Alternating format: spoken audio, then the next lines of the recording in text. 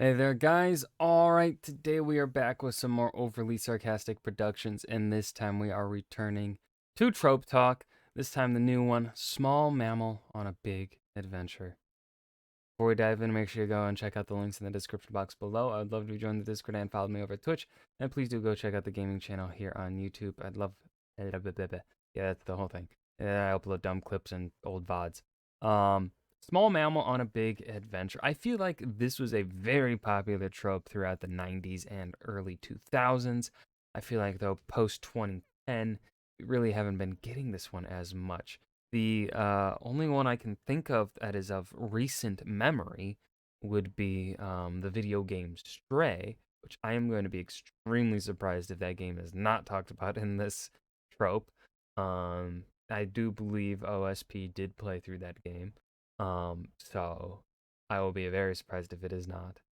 But when I think of this trope, I definitely think like the 90s most predominantly. Um, so I don't know how much I'm going to really have to say here, and this might be a time where I actually accurately say it, unless she pivots this whole small mammal on a big adventure thing to mean something other than an actual like an animal, because a small mammal on a big adventure could be construed to also mean a human going on a big adventure. Hell, we can have this fit The Hobbit and The Lord of the Rings for the hobbits.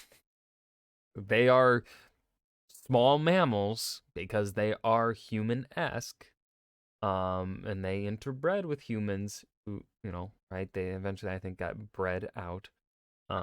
So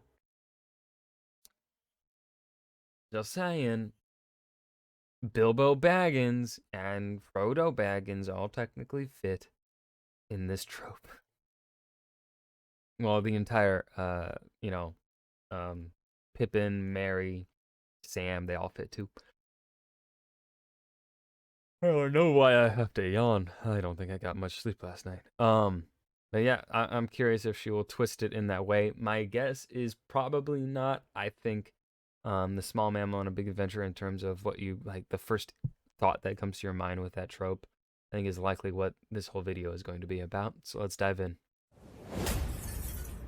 There's this really widely held assumption that if a story has talking animals in it, it's probably for kids. I mean, grown-ups know that animals can't talk, obviously. So if our Hmm. hero is a charming little mouse or a whimsical rabbit or a talking cat or dog, their adventure will I've always surely be wanted to be something a fluffy and whimsical rabbit. shallow, unlikely to resonate with the parents in the audience. What does a mouse and an ascot know of serious things, like taxes or infidelity? Now, I'm not entirely sure where this idea came from. I think it's an offshoot of the more broad idea that Yeah. At least it will be plain that, in my opinion, fairy stories should not be specially associated with children. They are associated with them naturally because children are human and fairy stories are a natural human taste, though not necessarily a universal one.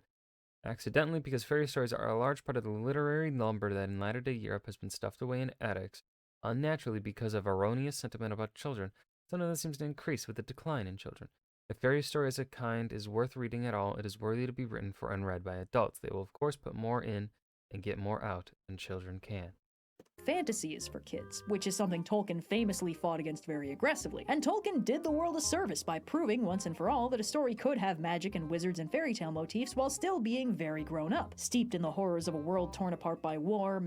Well, here's the thing: Tolkien didn't necessarily. This is tough to. Tolkien didn't necessarily prove it because honestly, throughout Tolkien's life, the remainder of his life post Lord of the Rings, and then even up until the modern day, Tolkien's literature has not really been. I would say it is when my generation started going to high school, when the perspective around Tolkien started to shift and actually be seen as a truly kind of seen in an academic valued light. Because I did read The Hobbit my freshman year of high school, um, because my teacher was a millennial. She was a nerdy millennial. Uh, she was cool. Um, so she was young. I think she was. I'd have to. Her younger sister. I went to high school with her younger sister. I think I think my freshman high school teacher was literally fresh out of college. I think we were either her first or second class, first or second year.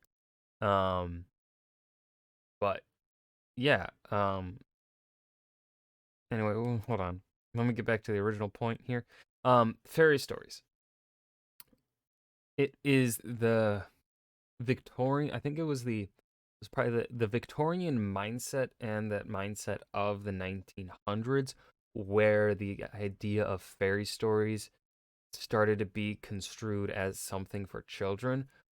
Pre 1900s, I would say, um, pre Victorian, they were stories for everyone. Um, and Tolkien was kind of just like, essentially, he was wanting to bring that back. He was like, hey, our current perspective is wrong. This is how we have been for thousands and thousands of years as humanity, telling fairy stories for everyone to enjoy. They are stories for everyone. Um, and yet Tolkien did not believe in talking down to his audience either, which is, I think, part of the reason why, right, show media that does not talk down to its audience is media that will last on, right? Like Avatar: The Last Airbender, I personally believe will be a show that is remembered beyond my generation because it does not talk down to its audience. Um, Same, right? Lord of the Rings will persist because in The Hobbit, in particular, it doesn't. That is definitely more catered towards children because it is an easier read. It doesn't bring up as many questions um, as Lord of the Rings, right? Lord of the Rings brings up a lot of questions that require a lot of thinking. The Hobbit doesn't do that, right? Which is why the perspective of it being kind of more for children is kind of the thing that it has. Um, but it still doesn't talk down to them with what it does discuss within its purview, because it is a short book. It's a short book. Um, it doesn't try to take on more than it can chew. And then Lord of the Rings has so much it has to take on. That's why it's fucking meaty thick. Um, Anyways, fairy tale motifs while still being very grown up, steeped in the horrors of a world torn apart by don't talk war, down to your meditations audience. on the petty, selfish That's just cruelty what of I'm evil, saying. staggering I say in a way that is kind of talking down to you guys. Sorry. portrayals of the deep and invisible scars that war leaves on its soldiers, and the slow, monotonous agony of the march to the end of the journey. But because the only talking animals Tolkien prominently featured were noble eagles, the Let me read this Tolkien quote. Tolkien actually does seem to find beast fables childish. If children have any special meaning, it is to beast fable, which adults often confuse with fairy story. The best stories by children that I have seen have been either realistic in intent, or have had as their characters animals and birds who were in the main the zoomorphic human beings' usual fable. the talking animal side of fairy tales didn't really get the post Lord of the Rings facelift the rest of the folklore space enjoyed. Wizards and elves and magic rings got a nice precedent to be taken seriously, but talking animals stayed over in the Narnia side of things, which, despite getting weirder and hornier with time and sequels, remained very fixated on childhood as a necessary prerequisite for getting whimsically isekai'd into God, I gotta rewatch those movies. I remember the first two. I remember watching the third movie and I didn't like it. But I was, reaching into teen years. I think by the time the third movie, what was it, Journey of the Wind Waker or something like that, came out.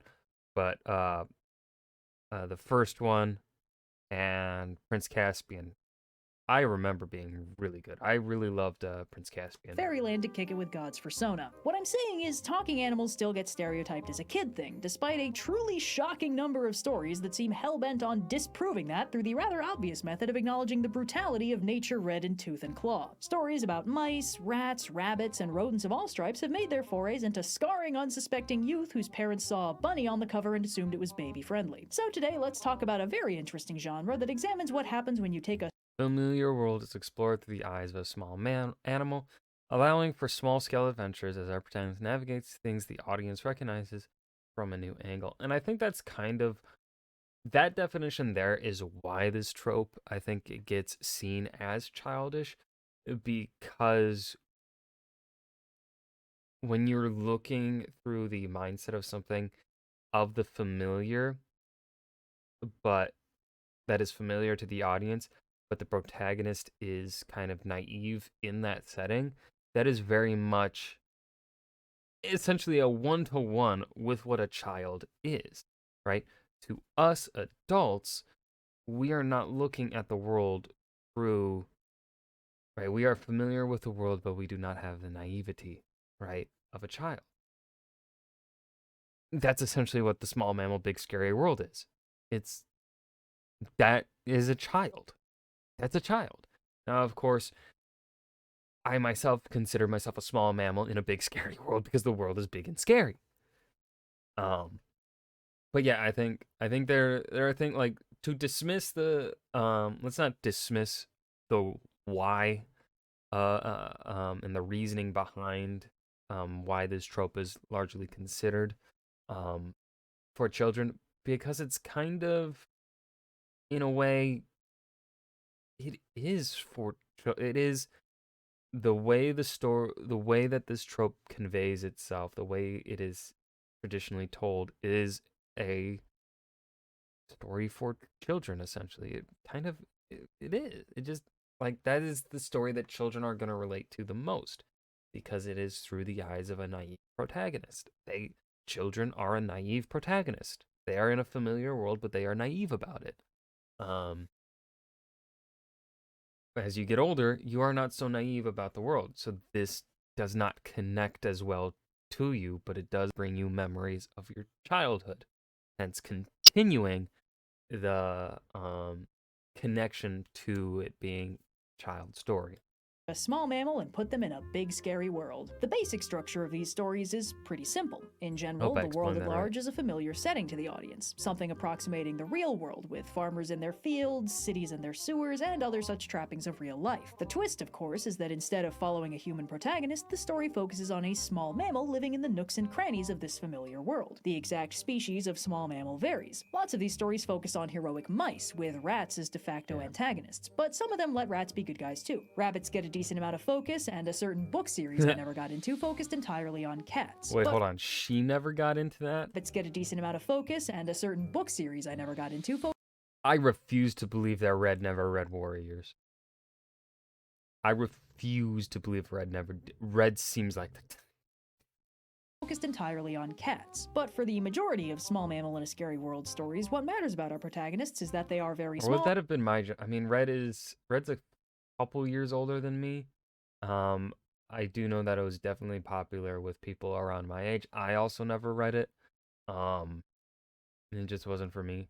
But I don't know, Red just seems kind of like the type that would have read it. Like, I don't mean that in like an assault, I don't mean that like in a mean way or anything. It just, I don't know, the things that Red seems to enjoy, I feel like Warriors, that cat series, is something that she would have enjoyed.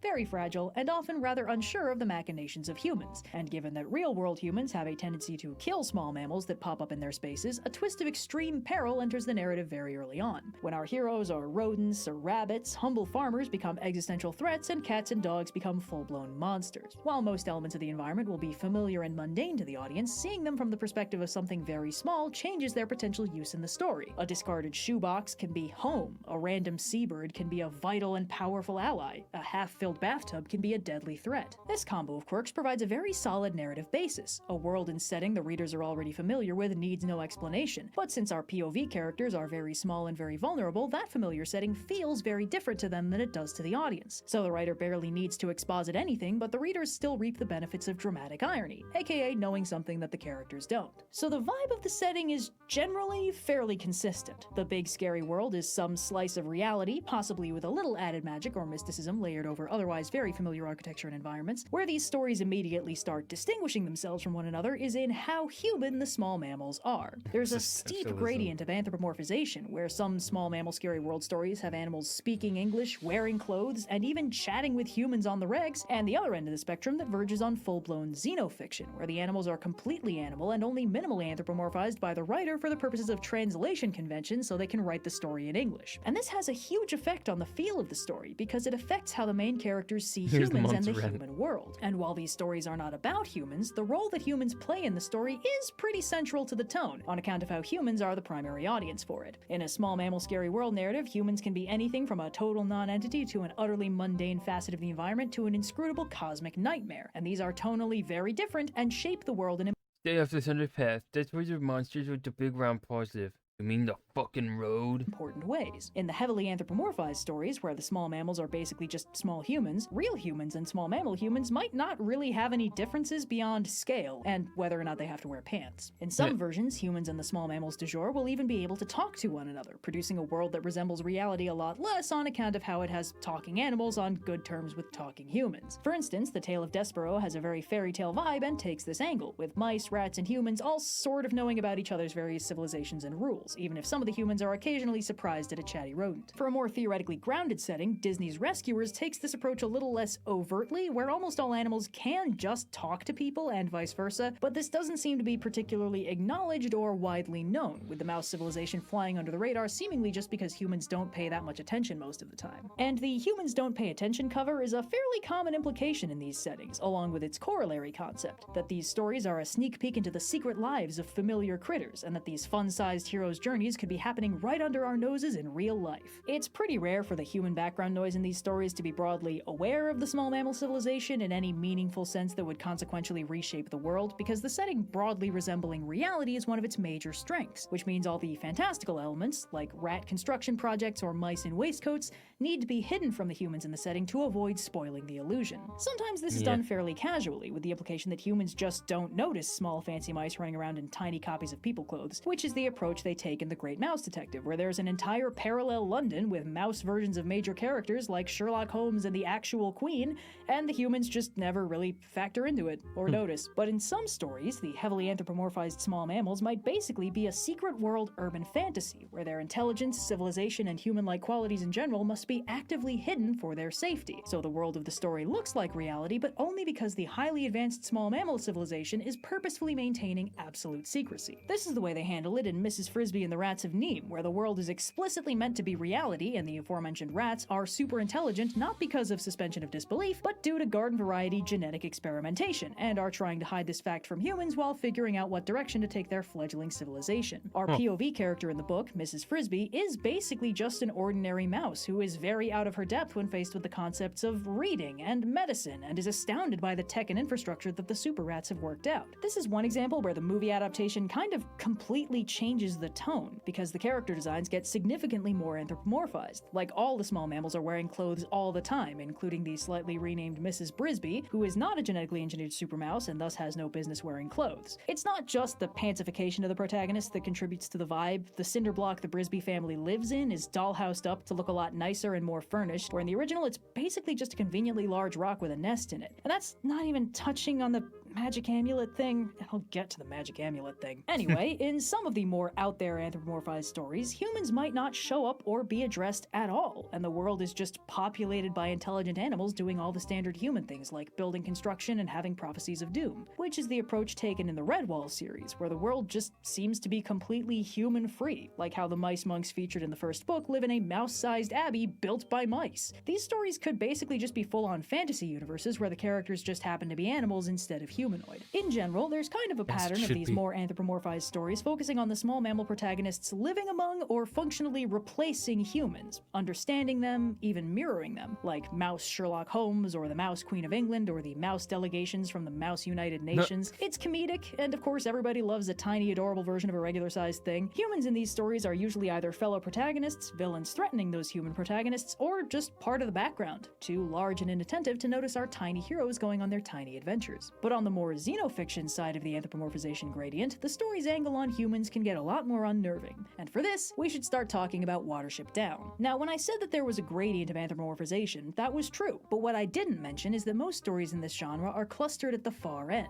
At absolute peak anthropomorphization, we get things like The Dark Portal, which is a story where the mice don't just wear clothes, they also have hair, and jewelry, and coming-of-age ceremonies. Just below that, you get the Disney Mouse movies, where mice typically wear clothes and have organized government, and then you you start getting stuff like the Rats of Nim, where the critters don't wear clothes and are actively trying to find a way to live without humans. But they are still in the business of speaking English and engineering electronics. And then way at the other end of the spectrum, skewing the curve completely, is Watership Down. Now, the characters in Watership Down are rabbits. They do not wear clothes, they do not speak English, they are rabbits. They worry about rabbit things, like having enough food, making enough babies, and not getting eaten by one of the 1,000 things that wants to eat them. They have their own mythology and understanding of the world, and because they are rabbits, their creation myth is all about explaining why everything in the world wants to eat them, and how they can be fast and tricky enough to not let that happen. They certainly know humans exist. Humans are one of the things that try to eat them sometimes, but the rabbits in the burrow don't really deal with humans that much, and worry more about tangible, immediate threats, like foxes and unleashed dogs. So when a sign goes up at the edge of their field, all they know is that the humans put up some wooden thing with markings on it. They can't read English, so they don't know that it says the field is going to become the home of a beautiful new housing development. And they certainly wouldn't understand what that means if they could read it. They don't understand human construction work, or exterminators, or poison gas. All they know is that their resident oracular bunny, Fiver, loses his goddamn mind about the sign and panics. And he doesn't understand it either. He has absolutely no context to understand it, but somehow he can feel that the innocuous sign is the herald of absolute destruction on a scale they can't even comprehend. This is Cassandra screaming the destruction of Troy,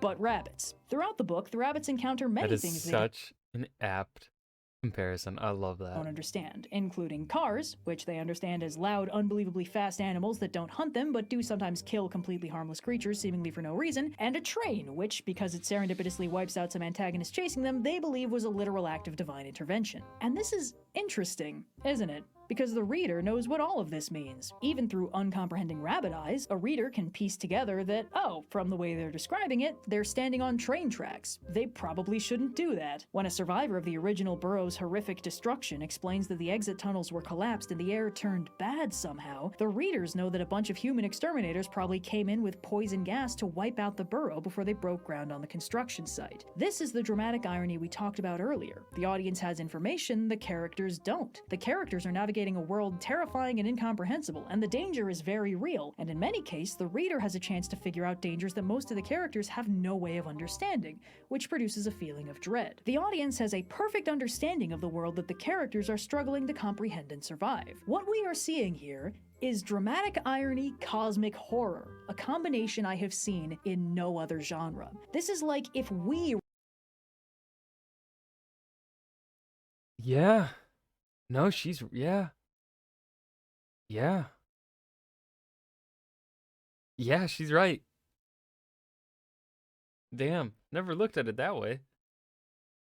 Okay. were the eldritch horrors Respect. reading the color out of space. Like, no, little humans, get out of there! The color puce genta is very bad for organics! From the perspective of the characters, it's an incomprehensible nightmare. From the perspective of the reader, it's common knowledge. But that won't save the characters. The characters experience cosmic horror, the audience experiences dramatic irony, and the writer barely needs to do any work to make it happen, because the audience and the characters are just looking at the same thing from two very different angles, and the audience's expected familiarity with the setting of the story is a huge central element of the genre. It's just baked in. There's a webcomic called Scurry that I wanted to highlight here and spoil just a little bit because it illustrates this perfectly. It's a very low anthropomorphization setting, a colony of mice hiding out in an abandoned house, worrying about things like having enough food and not getting eaten by cats. And they're also worrying about how it feels like winter has lasted kinda longer than usual. And it's been really cloudy for so long that they've barely seen the sun in, like, ages, and they're really low on food. And, you know, they mostly survive by scavenging food from human homes, but they haven't seen any humans in like a really long time, and all the houses they've been raiding are completely cleaned out. And they've sent a few scouts towards the nearby city to try and find more food or more humans, but those scouts never come back. And at one point, they find the body of one of those scouts, and he's just dead. He's dead. He went to the city,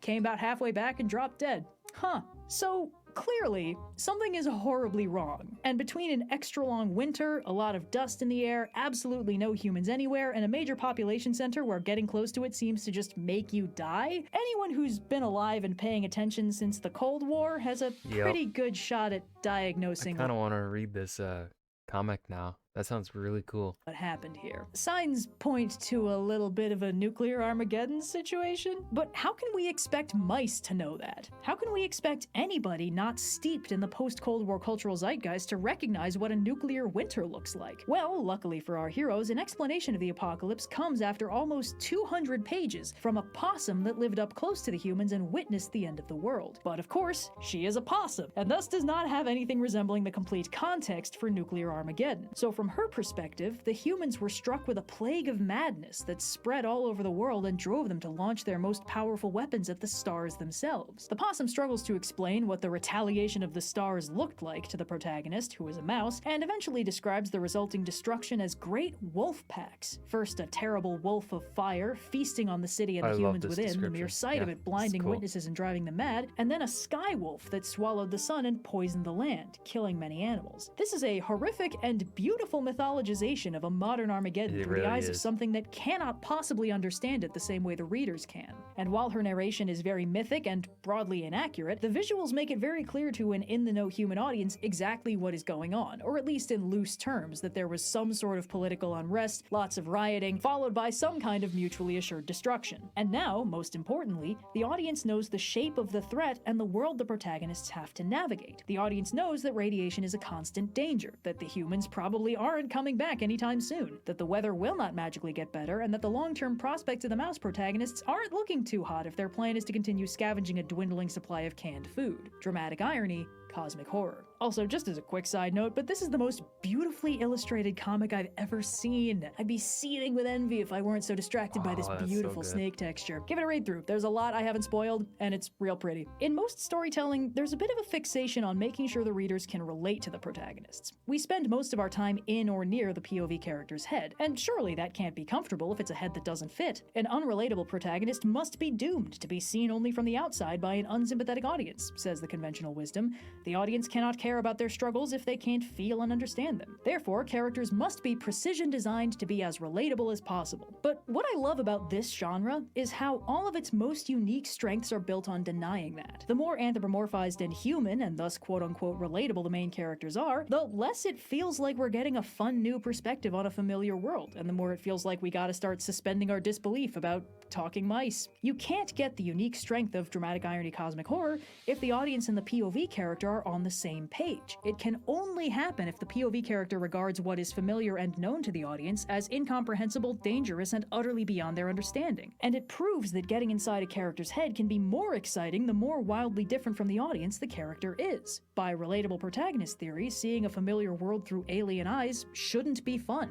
But it is. The absolute central strength of this genre is how easily it plays with perspective, and it's always very cool to see that played to the hilt. If we can have fun seeing a familiar, relatable protagonist take on an unfamiliar, fantastical world, it does kind of track that we'd also have fun seeing a familiar world through fantastical eyes. Also, this isn't really central to the genre, but there's a very specific subtrope that crops up in these stories that I wanted to bring up, mostly because I can't decide if I think it's funny or really annoying, and that trope is magic is real, but only for mice. See, stories where the humans are inattentive, vaguely dangerous background monoliths, theoretically living normal, realistic lives in a normal, realistic world, will frequently feature the heroic small mammals dealing with explicitly supernatural things, like ghosts, prophecies, non-canonical magic amulets, and even divine intervention. Some of it is just that tasty dramatic irony cosmic horror, like the Watership Down rabbits thinking a timely train is an act of God. But some of it is actual, full-blown magic, like Watership Down's oracular rabbit Fiver and a quick in-person appearance from the mythical rabbit culture hero El Herrera at the end of the book. Magic, but only for mice, is also a huge part of the novel The Dark Portal, which features everything from ghosts to oracles to acts of mouse god, producing an odd blend of grounded dramatic irony horror and fantastical out-of-nowhere horror. One of the major twists in that book is that the dark god the rats worship and serve is secretly the most horrifying thing they could ever imagine. A cat.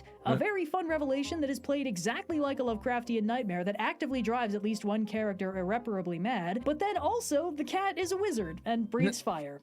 It's a dragon. It's interesting. I don't really know how I feel about it. On the one hand, I almost think it weakens the impact of the story by reducing the familiarity of the setting and adding world-building elements that the reader needs to have explained to them in order to get back to the dramatic irony that's such a central strength of the genre. But on the other hand, I love how it worked in Watership Down, and how it added this mythical texture to the setting that never felt like it demanded further explanation, and was instead just looped into the uniquely inhuman way the rabbits perceived the world around them. Something about horrific visions of future doom just feels like a very appropriate superpower for a rabbit to have in a world full of things whose favorite food is rabbit. Like, I would entirely believe that some rabbits can actually see the future and know how they're going to die. Look this hare in the eye and tell me that's not what it's thinking. So I can't categorically think this subtrope is bad, because I've seen it done really well. But it does feel like it can kind of lessen the impact sometimes. I do know why this subtrope happens. It's because the secret small mammal civilization thing is basically just a reflavoring of the secret hidden magical world urban fantasy trope. They fill the same secret space in the setting and have a lot of elements in common, so layering one on the other is strangely easy. The mouse civilization is already secret, so it doesn't break the theoretical realism of the setting if the secret mice also have secret mouse magic. It just always leaves me with so many follow-up world-building questions. I can never stop wondering if the existence of rodent gods have broader implications about human religions, or if tangible proof of a rodent afterlife reflects on the world at large, but that, honestly, might just be a me problem. Maybe I'm just still mad about the Secrets of Nim amulet thing. The book is just so aggressively focused on engineering and genetic modification and the scientific method, and it really builds out this extremely plausible feeling world where everything makes sense. And then the movie is like, yes to all of that, we'll recreate the entire Nim story totally faithfully, but then also, the science rats have a magical telekinesis amulet. No follow-up questions. This might be a weird breaking point to have, but damn it, I like my stories tonally consistent, whether or not the protagonists are talking rats. So, yeah. And that was Trope Talk small mammal on a big adventure. I'm surprised she did not end up talking about Stray. I'm really surprised about it. Well, yeah, no, cat, yeah. For a second I was doubting if a cat was a mammal. Oh man, that was embarrassing. Yeah, this was good. I enjoyed this. I like she gave me some new perspectives on this trope. And I will always be appreciative of that. That was really good. But I have nothing else to add here. I hope you guys enjoyed. Remember to hit that like button and subscribe for more. I will see you guys in the next video. Peace.